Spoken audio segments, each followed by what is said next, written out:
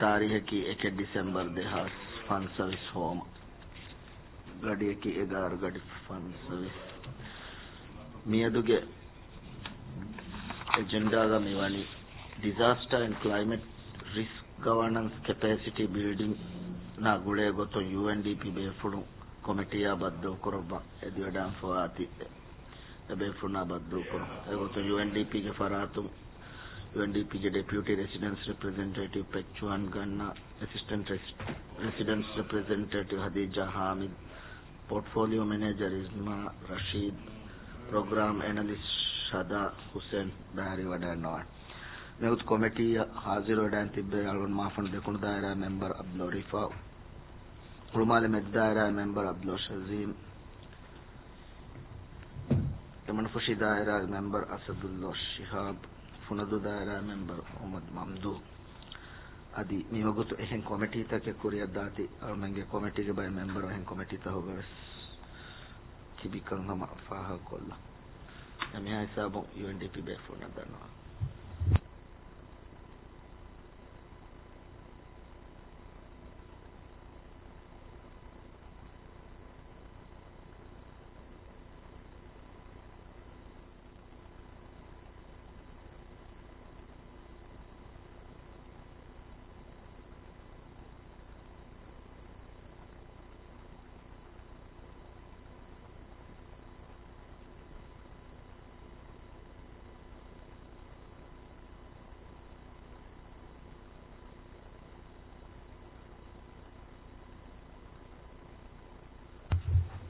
निवगुत committee या केदु दायरा इज्जत मेंबर मोहम्मद निउशाद अधिता दायरा मेंबर मोहम्मद शिरहान गुरेरा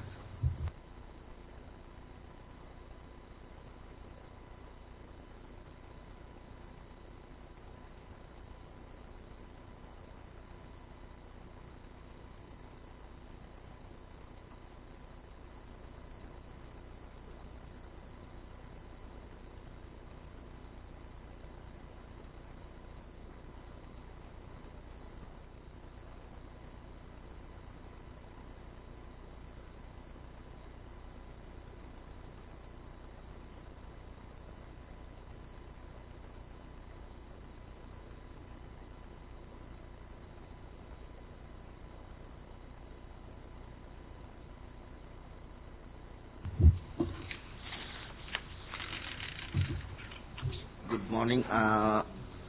Welcome to our committee. Unfortunately, few of our members are attached with other committees. It's ongoing right now, so the numbers is a bit less compared to the last time. So we would like to welcome the Deputy Residence Representative of UNDP, Pechuan Gan, Assistant Residence Representative Hadija Hamid, Portfolio Manager Isma Rashid, Program Analyst Shada Hussain to this committee. Actually, we scheduled this committee on a request from the UNDP regarding our previous engagement with on our request to the UNDP. So we are really glad and excited to have your presentation. Thank you. Thank you, Chair, and thank you for the opportunity for us to, engage with the committee again. Today, we are excited to also, to share with you some of the latest updates about our disaster risk resilience portfolio and the opportunity for us to collaborate further on this subject. Yeah. So I think perhaps we can start. Is there a presentation? Yeah.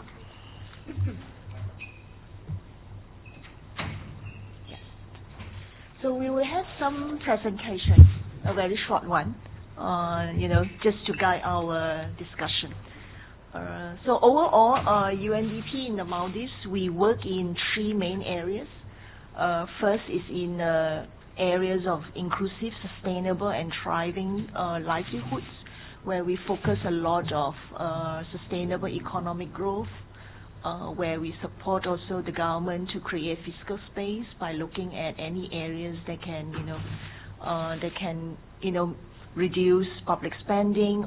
Managing the public spending more effectively, but currently we do have about procurement initiatives in collaboration with the Ministry of Finance. Yeah. We also look at areas where we look at helping the communities' livelihood through our small grants program and any innovation grants facilities. And second area is on the sustainable natural resource management and climate resilience, which is very aligned with the mandates of this committee. And third, of course, later my colleagues will give you a more detail about this area of work. And third is participatory and, of course, accountable governance for and also by the people, where we also work very closely with the Parliament and the Secretary through our Practice Parliament series. And I'm sure you're very well aware that every year we are here at the Majlis, have this organizing the Practice Parliament and also civic engagement programs with local cities councils. So with that, I'm going to pass to my colleague, Hadi, to further elaborate on our work in the area of natural resources and climate resilience. Thank you, Pak Chuan. And as Pak Chuan mentioned, it's really nice to be able to come back to the committee and to engage specifically on how we can work with the committee on climate change related areas. So thank you for the opportunity. So just wanted to, before we go into the details of our disaster response management portfolio, just also wanted to take this opportunity to give you an overview of all the different areas that we focus on under the Sustainable Natural Resource and Climate Resilience priority area under our country program, under UNDP's ongoing country program. So we have 4 main outcomes that we are focusing on. One is reduction in carbon footprint in priority sectors, enhancing capacities to integrate disaster response management and climate adaptation and mitigation into development planning, and this is the outcome under which our disaster response management portfolio is pegged with. And then we also work with government stakeholders and other stakeholders to strengthen policy and regulatory framework and capacities for sustainable management of water and waste. And the 4th outcome area is increased engagement of civil society organization, communities, and individuals on climate action. So these are the 4 main outcomes that we focus on under our climate portfolio. And we have currently 14 different projects which we have actually themed into or grouped into sub-thematic portfolios. So we have we focus on sustainable food systems, disaster risk management, pollution prevention, conservation, energy transition, and blue economy. So this, is sort of a snapshot of all of the areas that we focus under the climate program. So we wanted to actually look into and provide you a detailed look into our disaster risk management portfolio. And this is, the engagement that we have come to the Parliament with is also one that falls under this portfolio. So under our disaster risk management portfolio, we work both with rights holders as well as duty bearers to strengthen early warning systems, to enhance preparedness and response capacities, and to also mainstream risk-informed planning and decision-making. So this is, through projects and activities that is providing infrastructure capacities, equipment, as well as capacity building activities for government stakeholders at the national and the subnational level to integrate disaster risk planning into development planning overall. And then we also focus on duty bearers. So we have also worked with stakeholders like the National Disaster Management Authority to publish public-facing platforms that will enhance, that will empower the communities to be more prepared for disasters. I will actually hand over to Risma, who's going to give you a more detailed look into the specific project under which we are hoping to engage with the Parliament. Thank you. Thank you, Hadi. We have currently 3 projects in the disaster and risk reduction portfolio in the Maldives. We work with our government stakeholders, Ministry of Tourism and Environment, Maldives Meteorological Services. We also work with National Disaster Management Authority and Ministry of Finance and Construction Ministry as well. This particular project that we have to present to the Majlis is the Risk-Informed Development in Small Islands Developing States project. The project aims to strengthen the governance systems to better anticipate and prepare national and subnational responders to respond to disaster and climate risk.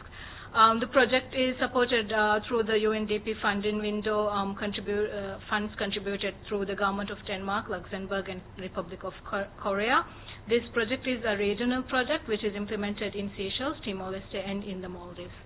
The Maldives component for the project is combination of governance and institutional capacity building, and also helping to embed disaster risk reduction and climate change adaptation into development of subnational and national and subnational planning and decision-making processes, while also promoting inclusivity, gender equality, and also accountability within the policies and the frameworks, and also the actions that is being implemented. UNDP Maldives is implementing partner. We're working with the National Disaster Management Authority for implementation of this project. I'll just go through because this is a project of $640,000 which has been implemented since 2024 and to be completed in May 2026. But we have 4 outcomes that we have in the project. Just to give you an overview of what are the things that we are doing through the project before we go to the proposal. We have the first outcome, which is focused on integrating risk governance, and that is to strengthen capacity and climate risk informed development capacities, like I mentioned, into the national and subnational levels. This is particularly to set incentives for risk reduction and climate change adaptation and resilience building. Through this outcome, we have training and capacity development activity focused on gender equality and inclusivity as well, and for national and local government officials, key stakeholders and practitioners on how we can actually incorporate disaster, climate risk information into sectorial development and also for legislative and frameworks. Our second outcome is to strengthen gender equality, which is also one of the top priority areas that we focus on, to empower women in leadership through community-based resilience building. Under this outcome, we actually have 2 activities that we are currently doing. There has been a community-based disaster risk reduction framework which was established in 2014. Currently, with a national consultant working with National Disaster Management Authority, we are we're doing a revision of the framework to see what are the challenges or what are the barriers that is in the existing framework, and to refine it according to the national priorities and the development plans in a more gender equal, gender inclusive way as well.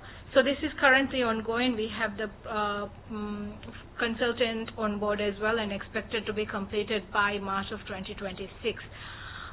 We're also supporting the local community and tourism industry with strengthening preparedness and capacities by planning by developing a practitioner's guide and toolkit, which talks about disaster management and climate change adaptation and training program focused for the tourism sector. This will include tourism guest houses and the hotels as well in the Maldives. This activity is expected to be implemented early February next year as well. Outcome 3, disaster and climate risk information. We have actually progressed these 2 activities where we have digitalized the post-disaster needs, where we have actually launched the risk information and community engagement website campaign, which we have launched under the name Hushiaru. the website is already public, and it is one of the first websites which came with persons with disabilities accessibility, and which comes in 7 languages in the website as well. We are also working to digitalize the post-disaster needs assessment, which is currently a platform that NDMA has within subnational level and internal backend for NDMA, where they are updating all the disasters and losses that is as it happens. But now what we're trying to do with NDMA and a consultant is actually to create a public-facing model where people are able to understand disaster-wise losses and on island level what are the impacts and what are the challenges, or what are the risk factors, financial aid that has been given to after a disaster. We also have the early warning and preparedness outcome, which is the 4th and final outcome of the project. This is to strengthen early warning and preparedness system capacities to support early action to first responders in the Maldives. So under this outcome, we have actually done a procurement of 5 category first responders equipments, as you can see: firefighting, marine and water rescue, medical response, field operations, and personal protective equipment. We have procured approximately around individual 2,000 equipment under these 5 categories, and we are in the current state of delivering these equipments to Maldives Police Services, who acts as a first responder in case of an emergency or disaster. So we are looking forward to actually doing the final handover of these equipments 2nd week of December as well. What we have here, a proposal to the Environment and Climate Change Committee is under the output 1, which I just explained on the risk governance as well, a capacity building workshop for the Parliament and the key stakeholders of the government as well. This is to strengthen an understanding of disaster and climate risk governance, the legislative role in advancing resilience, risk-informed policy, and fostering dialogue into inclusive decision making. Why we're actually proposing this to the Environment and Climate Change Committee is because there's a lot of rapid development, but also we're seeing a lot of climate and disaster risk currently happening in the country. We feel that this initiative and this capacity building needs to be something focused in the policy making, decision making level as well. And Parliament plays a very strong role in shaping how these policies are actually incorporated, and also how we can actually communicate it to the local community as well. So we have bit of what the training will cover as well. We will be doing this in a Maldives context, and to understand the landscape and the systematic vulnerabilities, and how we can incorporate risk-informed development into all the sectors within the community, and also the government frameworks, like land use, housing, environment, agriculture, fisheries, and also the infrastructure component as well. We'll also be looking at shaping the policies. What are the current policies that we have in place? What are the current challenges or barriers that we have in incorporating climate change adaptation and also disaster risk reduction? So we'll be going through the budgets, or what are the risk assessments or the financial frameworks that we can actually look into. Mostly looking at climate scenario analysis, and also screening the risk and governance and institutional mapping. Yes, I think this is what we have, and ultimately our project is led by UNDP Geneva team as well, working closely with the Maldives country office. So we are very ambitious to actually bring out champions of resilience and risk-informed national development within the Parliament, who can help us to advocate and who can be a voice for the local community and also to the national and subnational level to talk about disaster risk reduction and also climate change adaptation, because as Maldives is very vulnerable to climate change. We need to make sure that this is something that is voiced and spoken at policy level as well, so we become prepared for a better resilient Maldives in the future as well. Thank you. Thank you very much. It is indeed a very exciting project, and what you have been doing so far is marvelous, and we definitely, our committee will give our maximum support to make this a reality and bring out more environment champions to talk about as you have requested. And fortunately, I finally got an opportunity to be in COP30, and I'm also very excited with all what had happened there. So we will try our best, and just let us know what we need to give, what kind of a support you request from us, our committee, or from the Parliament itself. Thank you, Chair, and thank you for your willingness and openness to engage. I think one of the things that we were actually hoping to do in this meeting, or maybe even in subsequent meeting, while we have an outline of some of the areas that we are hoping to cover in this training, I think what would also be useful is if we could hear from your perspective some of the areas that you would like to see to be covered in this capacity building opportunity. And what we are really hoping is also for the Climate Change Committee, if the committee could actually be the driving force for this activity within the larger Parliament. So really looking forward to your thoughts and guidance on how we can, get more members on board, as well as how we can make this very, very impactful and meaningful for the committee and the larger Majlis. I'll open the floor to any of the committee members who would like to engage in the conversation. Mamdou from Funadu constituency. Thank you, John and team. My question is, in this document that I have seen about these e-learning modules, how will the training curriculum ensure practical applicability to local planning process and regulatory frameworks?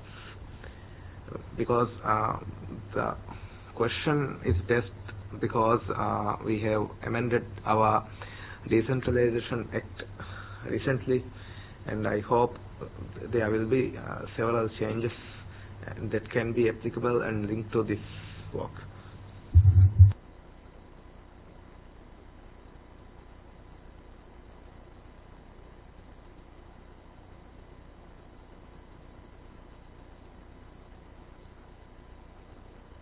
Thank you for the question. I think while we take note of the amendments that has been brought to the local government act, the Decentralization Act, there are also multiple other avenues through which planning happen at a national level as well as at the local level, right? And the Parliament also actually plays a very important oversight role in guiding these planning processes. So this capacity building activity, which we are hoping to engage the Parliament, is a good first step in which we can actually ensure that all planning activities at all levels are informed by disaster risk reduction strategies, as well as climate change adaptation strategies.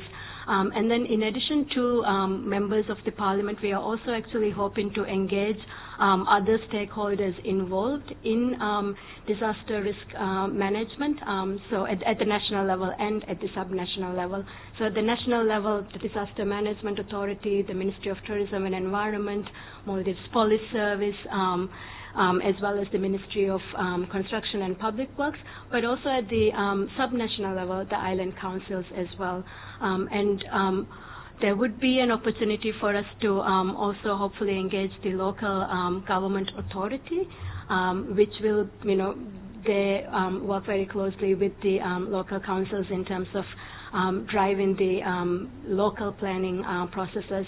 So through embedding these concepts, first at the very, very top level, we are actually hoping that this will be a good first step in terms of integrating these concepts into not only the actual formulation of these plans, but also, into the oversight processes of these plans as well. I'll also invite other colleagues to add anything. I also wanted to add, thank you, Hadi. I think, like Hadi mentioned, this is the first workshop that capacity building workshop that we are planning to do in the Maldives, focused specifically for the policymakers.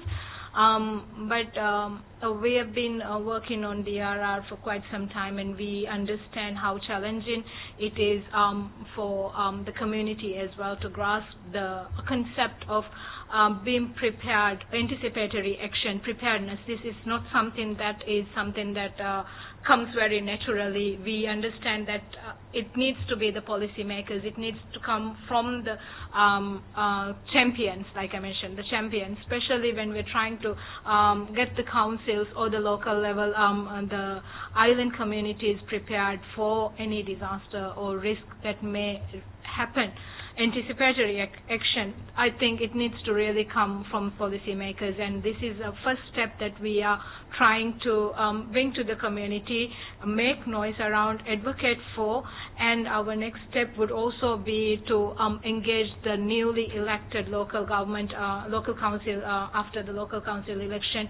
That would be our next step on how we can actually incorporate this awareness and also talk about what are the challenges that we currently have, because I understand that we already have a Disaster Management Act, we have many legislations and frameworks in the Maldives, but how it's challenging for us to actually make it work, that is where we would like to have the discussion, and also for the policymakers with the government key stakeholders to talk about what can be done better to support preparedness and disaster risk reduction capacities or capacity building in the Maldives. So this would be our first, very ambitiously looking forward to creating champions through this, and also then work up onto the subnational level as a second phase of the workshop that we will be conducting. Thank you.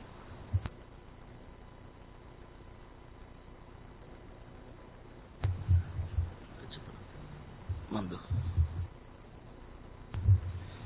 As you have mentioned about the local council election, which will be held, I think, on April or at the end of March, there will be more than 1,300 council members, presidents, mayors, and WDC members. It's a huge number if we are talking about Maldives population which is below 500,000. It's about 188 islands. My question is, there will be certain methodologies that you have already adopted and you have been practicing. My question is, what are the methodologies that are being used to assess current capacity gaps, as you have mentioned about subnational level? My question is based on this: what are the current capacity gaps among subnational governments? That's how the Maldives is formed based on this. Like I mentioned, there's one activity that is currently going on to review the existing community-based disaster management framework. So we have actually received the first inception report of from the consultant explaining what are the current situation of the framework. We are in review with our project team based in Geneva and also in Bangkok Regional Hub. Once we are able to have a look on this and make changes. Then we will be focusing on the assessment side to identify what are the gaps that we have in community-based disaster risk management.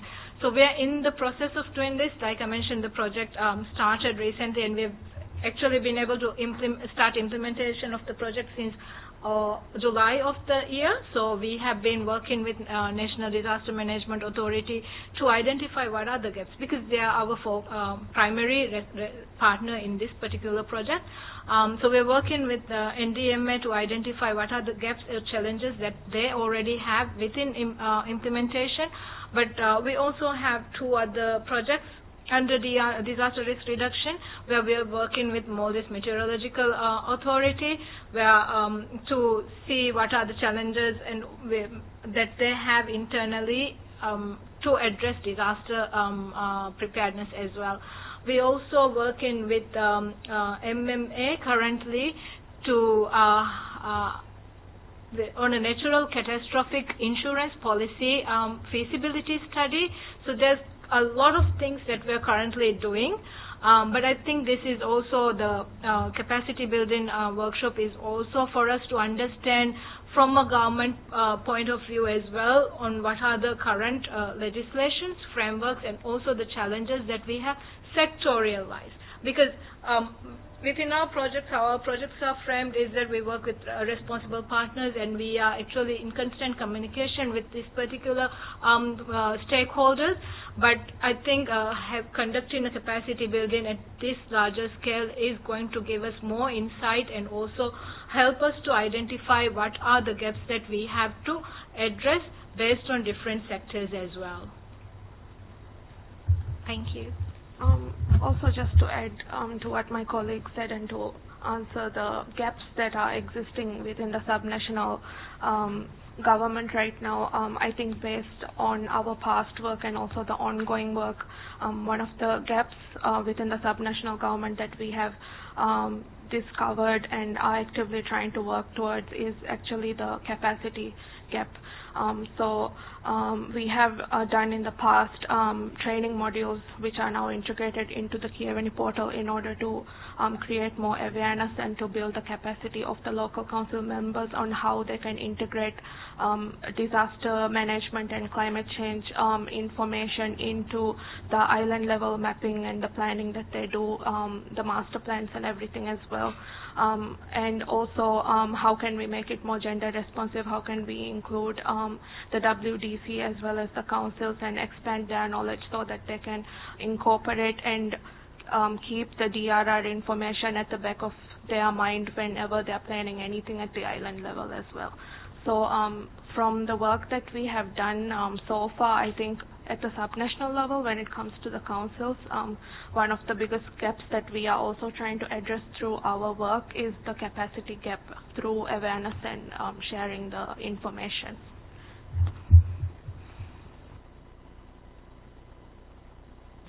Thank you.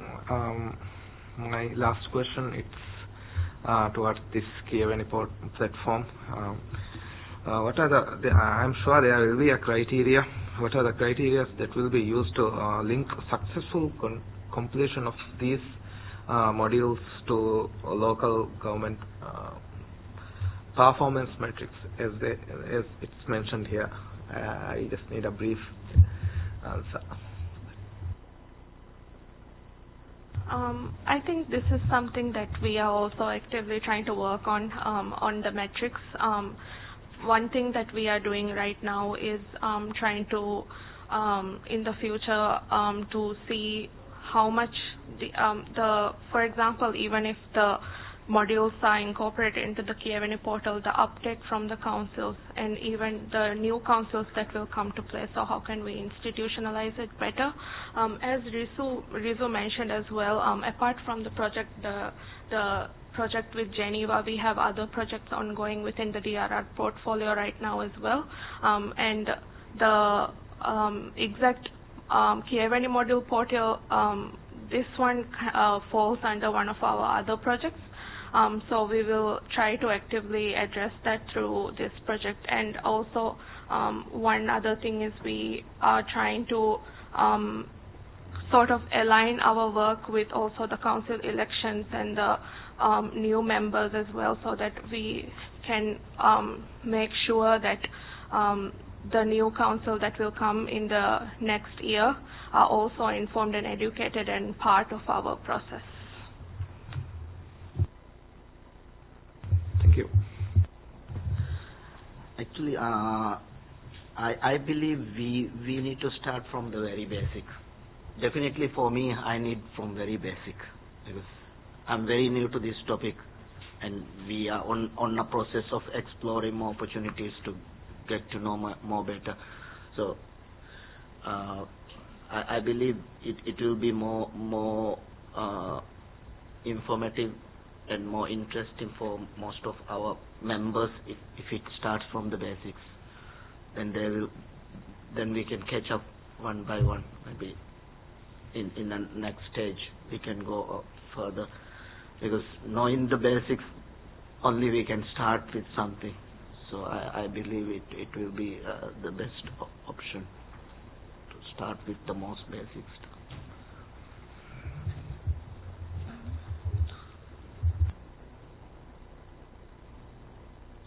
And when do you expect to have these workshops? Because we will be going for recess after this week, and we will resume in early February, first week of February. We were actually hoping we could have this once the Parliament is back from recess in early February. Our plan is to get a international consultant on board to facilitate the workshop, and also have a national facilitator who can help us to bring in the Maldives context into the training module. We'll have our Geneva UNDP team participation as well in the workshop. And I just actually returned from the training that was conducted in Bangkok for this particular project as well.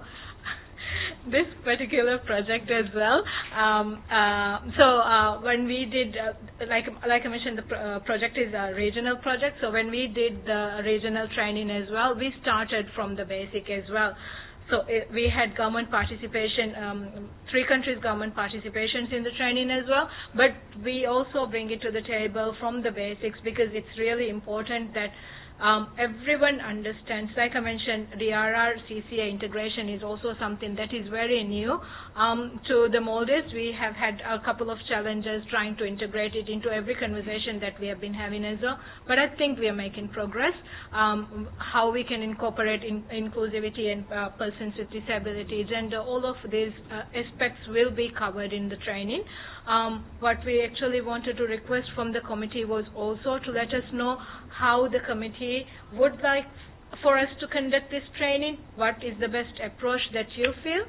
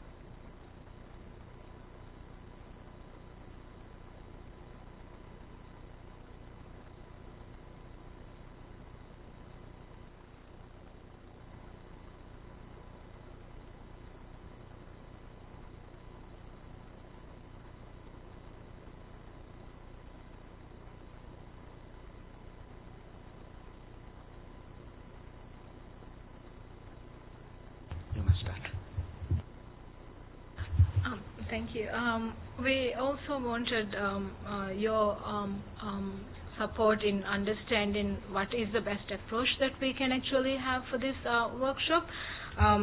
If you have any specific, thank you for mentioning that the basics is important, but if you feel like there's any specific topics that we have to cover, if there's any preference on the sectors that we need to include or stakeholders that needs to be part of this. Most importantly, for also to understand from your opinion how best we can actually have it. Should it be a 1 day or can we have 2 days? Because the training that I completed was actually a 5-day training, which was still not enough, but we could of course make it in a way that is best to the Maldives and also to the availability, because I understand that a lot of members will also be traveling, but we also want to make sure that we have the maximum participation from the members as well, and also the key stakeholders. So I wanted to also request from you what you on the committee feels like on how we can conduct the training, and if it allows for us to have a focal point from the committee who we can work together to make this activity actually happen. Because if we are talking about implementing it in February, we have a lot of work to do as well, and a lot of planning that will actually go into the actual implementation of the workshop, and we would like to work with the committee to make sure that it's impactful and we bring out good results out of this. So and ask from our side also to see how best we can actually do this. Sure, our Secretariat Adam will be the focal point for this, and he is always in contact with us, so anything he needs from us will be definitely providing, and he is very, very good and responsible person. And regarding the times, for me personally, I believe it might be difficult if it is ongoing, 2-3 days, because normally every day is a new day for parliamentarians. We have new things coming up, so we might give commitment, but unfortunately something might happen and the numbers goes down. That it will not be very good for both of our party teams as well. So it will be better, I guess, we have a full day from morning to evening. 1 day workshop will be more appropriate. If we are having it in Male, if we are having it outside where we are stuck there, then we can have it like 2 or 3 days, fine.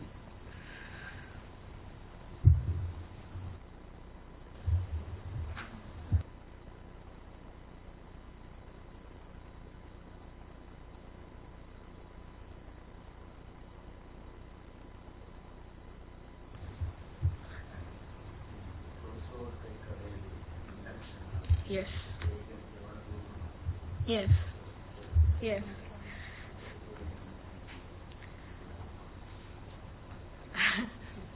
But if we have it in a resort, do you think it would be a better option for us to go out of Male and conduct it for a full day?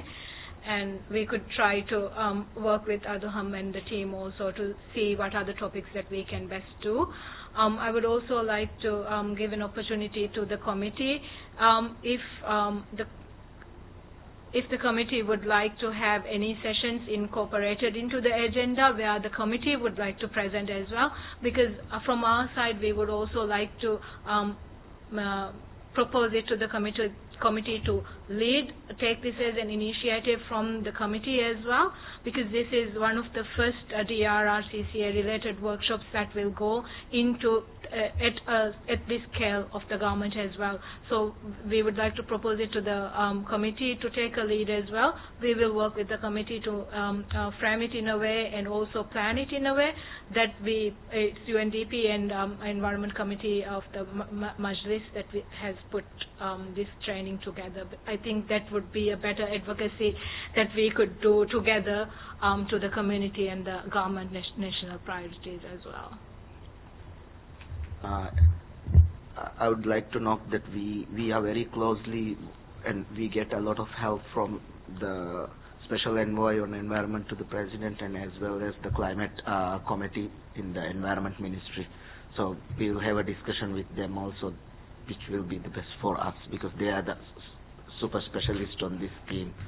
So we will get a discussion with them also, and we will advise what we can we will request from your side to be included in the content as well. So most probably by end of next, what is the shortest period, the longest period you could give? Like I mentioned, we will initiate our preparations. Like we will announce for the international consultant who can actually conduct this workshop. We'll work with our Geneva team and announce for the national consultant and also the local international consultant. So we'll start our preparatory work from our side, but it would be helpful if we can have some decisions and some input from your side before end of the month. December, yes, because we will need to fine-tune the agenda and the concept of the workshop based on what is the requirement from the committee as well.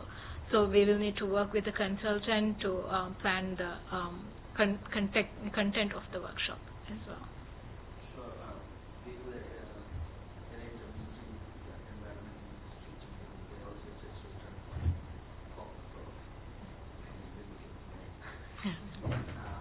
We will have a discussion before end of the month. We will definitely give outcome from our side.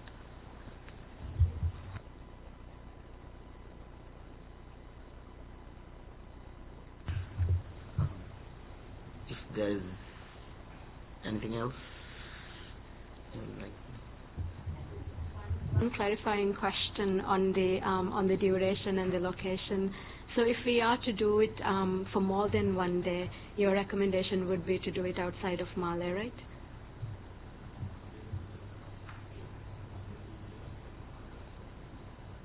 Okay.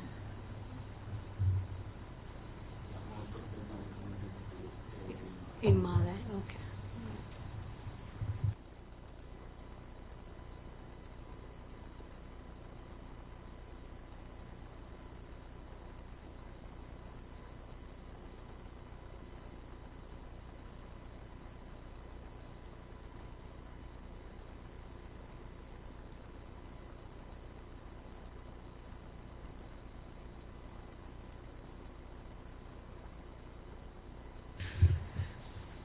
Thank you very much for having this meeting and giving us the opportunity to conduct a training with UNDP capacity building on disaster risk governance project, and we hope we will have very successful meetings and discussions further to make this very successful. And I assure that our committee's full support and the Parliament, our Secretariat's full support will be provided on making this